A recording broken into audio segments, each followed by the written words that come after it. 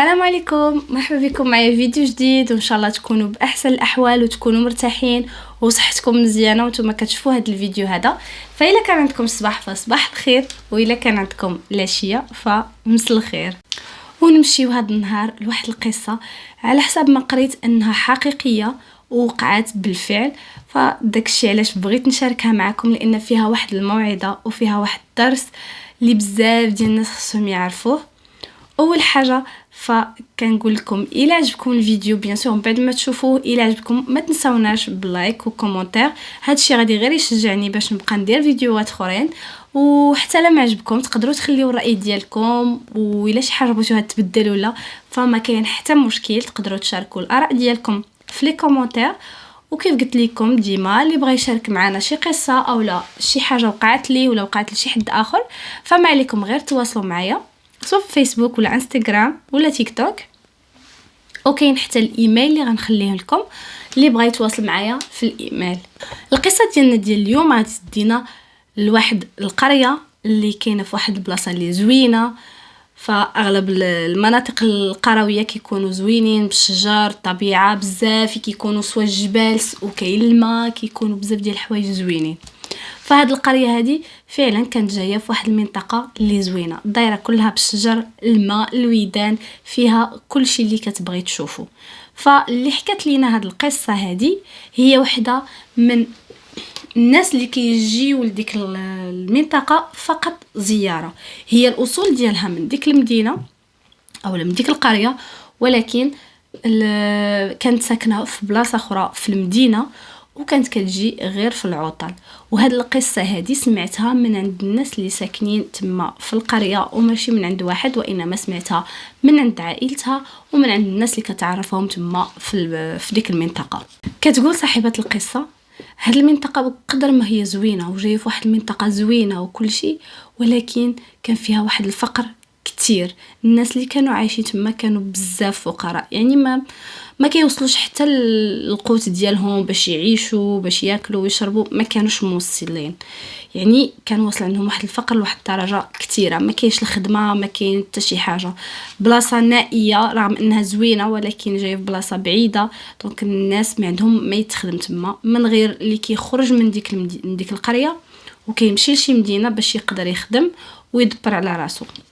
واكيد باش كتكون في شي منطقه كيكونوا حتى الناس اللي شويه لاباس عليهم. فبالفعل كانوا الناس اللي لاباس عليهم في ديك القريه قلال بزاف. كان منهم اللي عنده اراضي واللي عنده مزارع وعنده الغنم وعنده البقر وعنده بزاف ديال الحاجات اللي كيدخل منهم فلوس بالبيع ديالهم اولا بالبيع ديال الحليب اولا المهم بالمحصول ديال داك الشجر اللي عنده ويتو.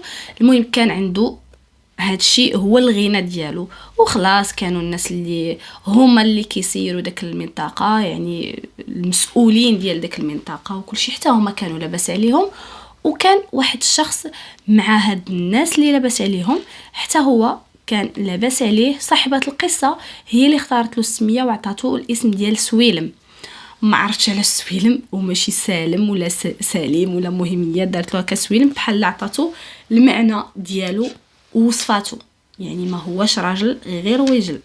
المهم غادي تسمعوا القصه ديالنا ديال اليوم وغتفهموا علاش قلت هاد الهضره هذه في الاول. فبالنسبه لهاد السويلم هذا ما كانش بحال هذوك الاغنياء الاخرين، ما ورث، ما عنده اراضي، ما هو من الحكام، ما هو متى شي حاجه. هو بالعكس كان واحد الراجل اللي ما فحالوش، خدام غير عند الناس، وكان يلاه كيجيب نهارو، يعني داكشي اللي كيخدموا بالنهار كياكلوا بالليل. ولكن كل شيء تبدل مع هاد سويلم هذا. نهار قرر يبدل الخدمه ديالو. بالفعل هو مزيان الناس يبدلوا من الخدمه ديالهم يحسنوا من الوضعيه ديالهم، ولكن الخدمه اللي اختارها هاد سويلم هذه ما كانش بحال الخدامين الاخرين وما كانش حلال. السي سويلم خدم بزنس او لا سمسار، ولكن ما هو لا بزنس ديال الاراضي ولا ديال العقارات ولا ديال حتى شي حاجه اللي جامده، وانما هو كان بزنس او سمسار ديال الناس، او بالاحرى ديال البنات اللي قاصرات. وبالنسبه لهاد البنات القاصرات اللي كان كيختار، اكيد كان كيختار البنات الزوينات اللي طايتهم زوينه او باينه فيهم الانوثه، وكان كيختار غير بنات القريه ديالو، يعني ما كانش كيخرج على برا، غير بنات القريه، لانه كان عارف باللي عنده باب واحد اللي يدخل من عند دوك البنات والوالدين ديالهم، هو الفقر. نرجعوا للقصه وشنو طرا. بالنسبه للقصه ديالنا ديال اليوم، الاحداث ديالها ما طالعاش على سويلم، وانما طالع على واحد البنت اللي كان الاسم ديالها هناء. وهاد هناء هادي كانت آية في الجمال. كانت مازال صغيرة في العمر ديالها، يلا 15، مازال ما كملتش 16 عام، يعني كانت 15 عام، وكانت زوينة، الشعر طويل، الضحكة ديالها زوينة. المهم كانت واحد البنت اللي كيف كيقولوا مفعمة بالأنوثة، كانت الأنوثة ديالها باينة فيها رغم أنها مازال صغيرة، ولكن كانت كتمنى أنها تعيش عيشة أحسن من داكشي اللي هي عايشته، الفقر والظلم في ديك القرية داير من كاع الجهات، ولكن ما كانش يمكن ليها تعيش هذاك الشيء اللي كانت كتمناه، لأن سويلم كان حاضيها وحاط عليها العين. واحد النهار هناء كانت دايزة وهو يشوفها هاد سويلم، تبعها وبقى حاطة عليها العين من البعد حتى وصلت لدارهم. واحد شوية من موراها هو يخرج باها خارج كي غادي يقضي شي حاجة، داز حدا هاد سويلم هذا وهو يضحك له في وجهه واحد الضحكة ديال الشر باينة. مهم اكيد شنو غيضحك له ضحكة الشر. المهم قال له السلام. الاب ديال هناء جاوبو السلام، قال له واش خبارك، كي داير مع الدنيا؟ قال ليه الحمد لله، ولكن الفقر طغى علينا في هذه القريه هذه وما بقينا نلقاو ما نديرو. هنا سويلم لقى النقطه ديالو منين غيبدا مع الاب ديال هناء، وهو يكحز لعنده وبهذا اللفظ قال له كيفاش كتقول على راسك فقير وانت عندك كنز في دارك؟ هذاك الراجل بين هناء ما فهمش، قال له كيفاش الكنز وانت كي درتي عرفتي الكنز عندي في الدار؟ قال له بنتك هناء هي الكنز ديالك. هذاك الاب ديال هناء ما فهمش في الاول، قال ليه كيفاش، علاش بنتي انا كنز، شنو كاين؟ قال له اجي معايا وغنفهمك. قال له اش بالك نجيب لك عريس لبنتك وغيعطيك بزاف ديال الفلوس في الصداق ديالها، وهذوك الفلوس ديالها، هذوك الفلوس اللي غيعطيك ممكن تبدا بهم شي مشروع ولا تشري بهم شي ارض ولا، وغادي ترجع حتى انت غني من الاغنياء. وقال له نزيدك في حاله ما الا طلق بنتك غيعطيها قد داكشي اللي عطاه لها في المقدم ديال في الصداق، غيكون عندها في مؤخر الصداق. الاب بقى كيشوف، قال له شوف بلا ما تفكر، ما عندك حتى شي حل اخر من غير هذا، سوا غادي تنقد راسك وتنقد الولاد الاخرين، لان هناء كانت هي الكبيره ديال الاب ديالها، الولاد اللي من موراها والبنات كلهم صغار منها، مازال كيقراو، مازالين صغار، مازال مصاريفهم كثيره، كاين اللي عاد بيبي ومازال كيرضع، المهم مصاريف كانت كثيره. هنا الاب ديال هناء بقى كيفكر، قال هذا غيكون عريس زعما ماشي مشكل، ماشي راه شي حاجه حرام ولا ماشي مشكل، بنتي تزوج ودير دارها، ولكن ما سول حتى على حاجه، هو سمع فيها الفلوس صافي قال واخا، وافق ومشى لعند مرتو هو فرحان، ودخل عند مرتو وهضر ليها وحكى لها شنو قال ليه سويلم، وحتى الام ديالها فرحات وبدات كتزغرت وتجمع عليها ولادها، وجات حتى هناء كتقول لها اش كاين، قالت ليها غادي تزوجي. هناء ما فهمتش شكون اللي غنتزوج به، قالت لها سويلم راه جاب لك راجل ولاباس عليه وغيعطينا الفلوس، وهذه البنت بقات غير مصدومه، هي مازال صغيره، كانت كتمنى تعيش حاجات اخرين من غير انها تزوج، ولكن في الاول ما كانتش رافضه، لانه ما عرفتش اصلا هذا الراجل شكون ولا، فقالت يمكن يكون شي راجل مزيان ونعيش معاه مزيانه، وفي نفس الوقت غادي نعتق والديا وخوتي من الفقر. وهادشي اللي كان. دازت ايام وجا هذاك السيد اللي يخطب في هناء فكان غيجي باش غيخطب ويعقدوا ويتزوجوا ويدي مرته ويمشي، لانه هو ما كانش باغي يبقى غادي جاي، لانه السبب كان انه هذاك السيد ماشي من داك البلاد اللي هي منها هناء، يعني كان غياخدها لبلاد اخر، تقاليد اخرى وعادات اخرى، وهي ما عارفاش اصلا فين غادي تمشي. واللي كتر من هذا الشيء هذا كامل انه الراجل كان في الستينيات من العمر ديالو. شوفوا شحال ديال الفرق ديال السنين، ديال الفرق بينه وما بين هناء في عمرها 16 سنه، ما كاملاش 15 سنه في عمرها، وهذا الراجل هذا في الستينيات، كتر من 60 سنه، ما عرفوش 62 ولا 65 ولا 68. المهم هو انه الراجل كان شاد لاغوطريت ديالو وكبير وشايب وشعره بيض. المهم هناء تصدمت من شافته، كي كيحسبها شي واحد اللي غيكون شويه مازال صغير، ماشي كاع لهاد الدرجه انه الشعر ديالو بيض باها صغر منه. ولكن والديها راه ما داروا حتى ردة فعل، عادي جاتهم انه بنتهم غادي تزوج بواحد قد جدها ماشي حتى قد باها، لان باها قلت انه كان اصغر من العمر ديال هذا الراجل اللي جاي يتزوج بنته.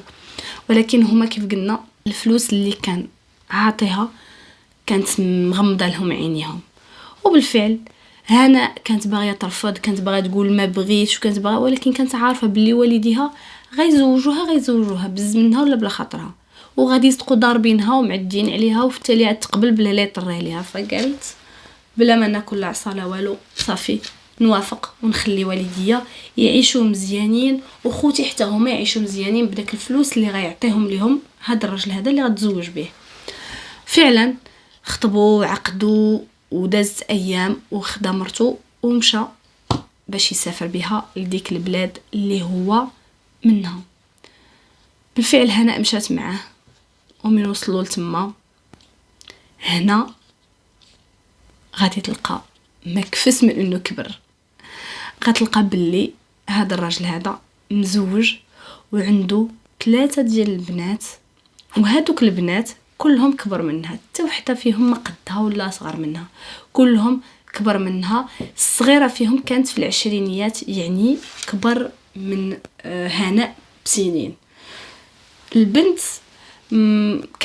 كانت متوقعاها، لانه راجل كبير هكا اكيد غيكون عنده ولاد وكل شيء، ولكن كانت كتقول يمكن مرته ميته، يمكن شي حاجه، ما كانتش كتظن انه مرته مازال في الحياه ومازال قاده انها تمشى وتحرك وكل شيء، وهو تزوج على مرته.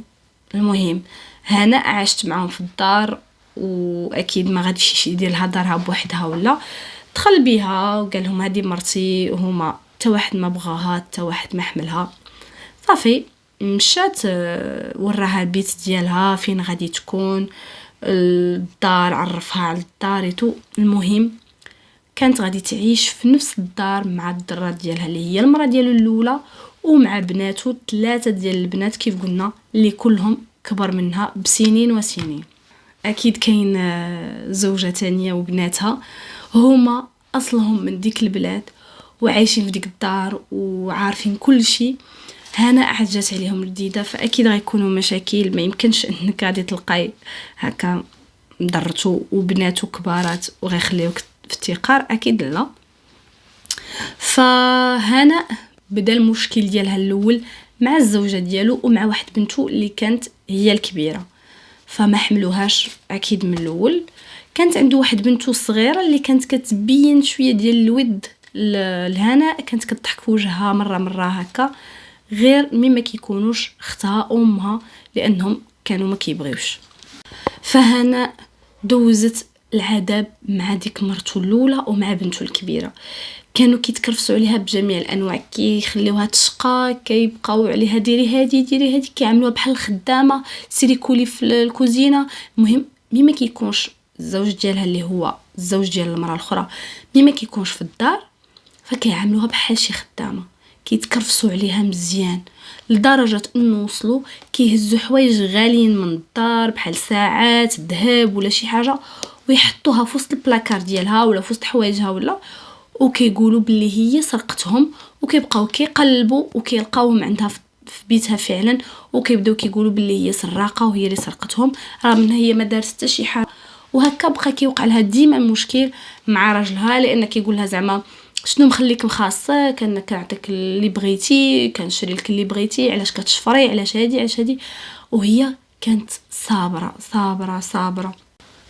واحد النهار هناء كانت في الكوزينه كيف عادتها، وجات بنته الكبيره وبدات كتجبد معها المشاكل، بدات كتغاوت معاها، وهي تهز بنته صباط وشيرت عليها في الوجه ديالها، ضرتها في عينها، تنفخ لها وجهها بديك الضربه، كانت ضربه قاصحه. مشات عند الام ديال ديك البنت، يعني عند ضرتها، تشكيلها من بنتها وتقولها بلي انا راه ما درت لها حتى شي حاجه، قولها غير تخليني عليها ترونكيل، انا ما بغيت والو، انا ما كنتش عارفه اصلا هذا الشيء، ما كنتش عارفه لا مزوج ولا عنده الولاد ولا حتى شي حاجه، فرحموني راني عييت. ولكن اللي لقاتو من الام ديال ديك البنت هي ان حتى هي هزات صباطها وبدات كتضرب فيها، كتضرب. مهم تجمعوا عليها البنات، قتلوها بالعصا. هنا من ضربوها وتكرفسوا عليها فما بقى لها حتى حل من غير انها تشكي لراجلها، اكيد شكون من غيره. فداكشي اللي دارت، مشات عند راجلها من رجع من الخدمه وبدات كتشكيلو، مرتك بنتك ضربوني هذا. هو من مشى عند مرتو وبنته فاكيد غيسمع من بناته ومن مرتو الاولى وسورتو بناته، بداو كيبكي وراه هي اللي دارت وهي اللي قالت لماما، هي اللي دارت لها، هي اللي هادي. المهم عمروا عليه الشوارج مزيان وصيفطوه لعند هناء مقلوب عليها. بدا ديك الساعات كيجمع لها في حوايجها، كيقول لها غترجعي في حالك لبلادك دابا، غتمشي في حالتك عليا وما بقيتش بغيت نشوفك، كنتي راكي مطلقه. هناء بقات مصدومه، هو كيجمع لها في حوايجها، هي ما فكرت لا تجمع حوايجها لا حتى شي حاجه. فاللي تفكرت وهي خارجه هو انه تهز شي حاجه ديال البنات امهم، وبالخصوص الام وبنتها الكبيره، حيت هما اللي تكرفسوا عليها كيف قلنا بزاف. هنا خدات واحد المشطات ديالهم، حيدت منهم الشعر، شافت شي حاجه د الملابس ديالهم الداخليه اللي كانوا مسخين في وسط الماكينه الصابون، هزتهم. المهم حاولت انها تجمع الاساسيين من حوايجهم هكا، خبعتهم في الفاليزه ديالها وصافي. راجلها داها باش يرجعها عند والديها اللي هما اصلا اللي باعوها. لكن من وصلت لدارهم كلشي تصدم فيها، لان خرجت من عندهم بحال شي ورده زوينه وصحيحتها وكل شيء مزيان، رجعت عندهم بحال شي شبح، ضعافت وخيابت وشعرها طايح. المهم رجعت حالتها مسكينه بكثره تماره وبكثره القهره وداكشي اللي عاشته مع ديك مرت راجلها وبناته. هي رجعت محلفه عليهم ومقرره قرارها باللي غادي ترجع باش تنتقم منهم شر انتقام. وبالفعل غير وصلت لدارهم هزات داكشي اللي جابته معها واللي هي اصلا جابته على غرض معين، ومشات عند واحد السيده اللي سميتها الكوديه، اولا كانوا مسمينها الكوديه. هي واحد المراه كانت معروفه بهذا العمل ديال السحر والشعوذه، ومشات عندها حكات لها قصتها كيف ما طرات من نهار سويلم حتى لهذا الشيء اللي طرا ليها وكيفاش رجعها الراجل من تما. فكان في عنقها شي ذهب وهذا، حيداته وعطاته لها، قالت لها هذا هو خلاصك، خودي هذا الشيء هذا، غير المهم تقضي لي هذا الغرض. الاخرى بقات كتفكر وفي الاخر وافقات، لان حست بلي البنت ظلمت وبغات ترجع لها حقها. وبالفعل داكشي اللي طرا، دارت داكشي اللي خصو يدار. وهنا غنرجعوا لعند الراجل اللي تزوجت به، نرجعوا لعندو لدارو مع مرتو وبناته. بالنسبه لمرتو وبنته الكبيره، فبداو كيبانوا عليهم شي اعراض غريبه، راسهم كيضرهم ديما، ما كيحبش عليهم الحريق، الجسم ديالهم غادي وكيضعف، شعرهم غادي وكيطيح بوحديته، ولاو كيرعفوا، كيبقى يسيل لهم الدم من نيفهم هكاك بدون سبب. المهم غادي صحتهم كترجع للور. الراجل شاف ديك الحاله اللي فيها مرته وبنته، بدا كيديهم للطبيب، من طبيب لطبيب، كيقولوا له ما عندهم حتى شي حاجه، عياو بالتحاليل بالسكانير بكل شيء، كيقولوا له ما كاين حتى شي حاجه اللي خصها تعالج، اذا ما عرفناش شنو عندهم. هنا الراجل رجع مرته وبنته للدار، ولكن حالتهم بقى غير هي، عياو بالمسكنات ديال الالم الراس، عياو بالادويه، عياو بوالو، مهم حالتهم غدا وكترجع للور. هنا الاب ديالهم اولا الزوج السابق ديال هناء فكر انه يدير رقيه شرعيه في الدار، وممكن يكون سحر، ممكن يكون العين، ممكن تكون شي حاجه. وبالفعل مشى جاب واحد الراقي او شيخ اللي معروف عندهم. المهم هذاك الشيخ كان مشهور بزاف، ومجرد ما جاب بدا كيقرا شويه ديال القران. ابخي جاب السيد المراه ديالو والبنت ديالو، مجرد ما شافهم هو يهضر معاهم، قال لهم نتوما بجوج بيكم تعاونتوا في الظلم ديال شي شخص وظلمتوه، وهو اللي دار فيكم هادشي، وراه انا ما غنعاونكمش وما غندير لكم حتى شي حاجه. خاصكم تمشيو وتطلبوا السماحه من داك الشخص اللي ظلمتوه واللي تكرفستوا عليه باش نقدر نعاونكم انايا. البنت وامها بداو وحده كتشوف الوحده، ما فهموش كيفاش هاد الشيخ هذا فكر في شي حاجه بحال هادي. واصلا الام والبنت بعد ما وقع لهم داكشي فكروا فيها باللي غادي تكون هادي غير هناء هي اللي انتقمت منهم من بعد ما مشات، لان مباشره بعد ما مشات بدا كيوقع معهم هاد الشيء. اكيد غيكونوا ردوا البال باللي شي حوايج نقصوا من عندهم من حوايجهم وكل شيء، فاكيد شكوا فيها. ولكن اللي ضرهم في راسهم كيفاش انه هاد الشيخ هذا قدر يفهم باللي هما ظلموا وداروا داروا داروا، وداكشي علاش وصلوا لهاد النقطه هذه. الاب ديريكت مشى عند بنته وعيط على مرته، قال لهم علاش كيهضر الشيخ. البنت وامها بداو كيبكيو، وبدات تهضر الام قالت له فعلا هناء اللي طلقتيها ما دارت حتى شي حاجه، احنا اللي كنا كنظلموها، ومن نهار جات وحنا معدين عليها ومكرفسين عليها، وحتى النهار اللي جات تشكالك فيه راه ما كانت دارت حتى شي حاجه، بالعكس بنتك اللي ضربتها، ومي جات تشكيلي من بنتك زدت انا ضربتها، يعني هي ما ضربت ما مدت يدها عليا ما حتى شي حاجه. بقى هو غير كيشوف. قالت له دائما كنا كنحطوا لها الحوايج عندها، وكنقول لك بلي سرقات راه ماشي هي اللي كانت كتسرق، حنا اللي كنا كنحطوهم. المهم اعترفوا بكل شيء اللي داروه من نهار دخلت هناء عندهم للدار حتى النهار اللي طلقها. هنا الراجل فهم باللي ظلم هناء وهما ظلموها، وباللي خصهم يطلبوا منها السماح. بالفعل ديك الساعات شد الطياره ومشى لعند ديك البنت عند القريه ديالهم. اول حاجه هو خدا لها مؤخر الصداق ديالها وعطاه لها كيف ما تفاهم معها، قال لها هذا هو مؤخر الصداق ديالك، لان ما يمكنش لي نظلمك، ظلموك عائلتي ونزيدك حتى انا.